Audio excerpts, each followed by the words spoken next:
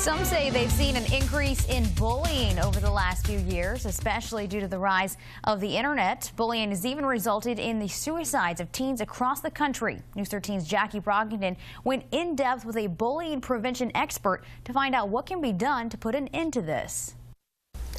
Bullying is a serious problem that affects kids nationwide, but we all have a role in helping to stop it.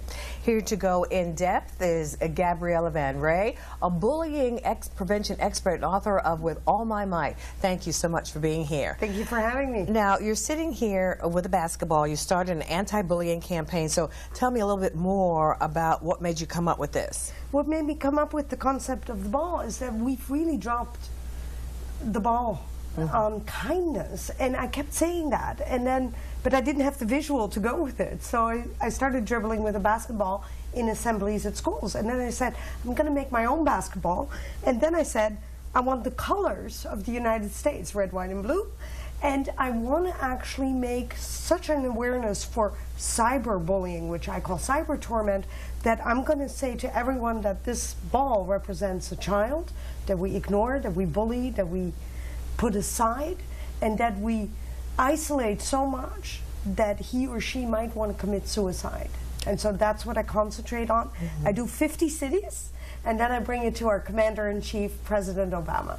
Oh my goodness. So what are some tips that you have for parents whose children are the victims of bullying? First of all, I think that parents really need to pay attention if their children get isolated. For example, don't want to go to school, a sport that they really like, suddenly they say no thank you, a lot of isolation.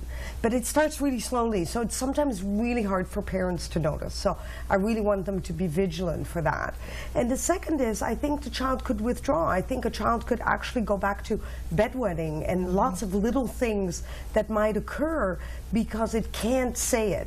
Now, my experience in assemblies is that kids tell parents one time only.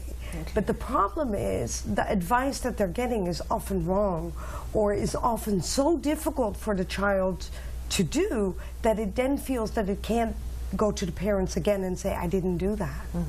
You know, with social media, we hear so much. It's so easy now. People can send a text, they can say things on the internet. And well, I think children and adults, to tell you the truth, do not know how to behave on the internet, on this World Wide Web, and we're nasty. I say to the children, you would never say to another child that they're ugly, for example, not really face to face. You do it on cyberbullying, and they go, yeah. And I said, don't tell another person that they're not worthy of living, and that they should go kill themselves. I see this all the time.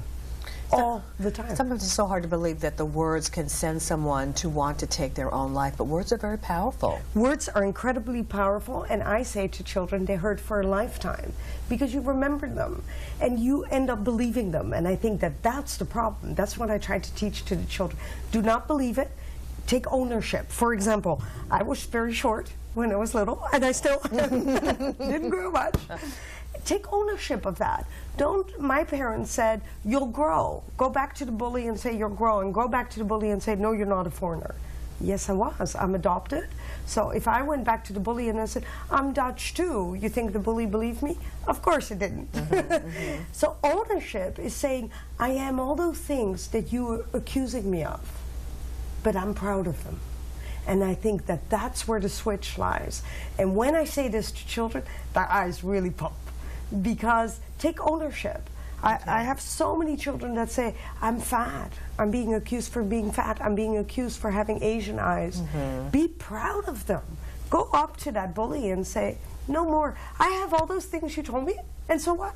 I just want to play.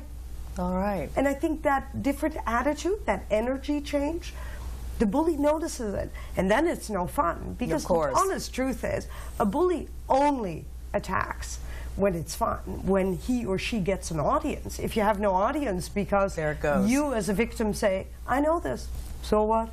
Okay, well. That is a message I really like to get out there. Oh, well, thank you so much for sharing that message with us. Gabriella Van Ray, a bullying prevention expert. Thanks for your advice.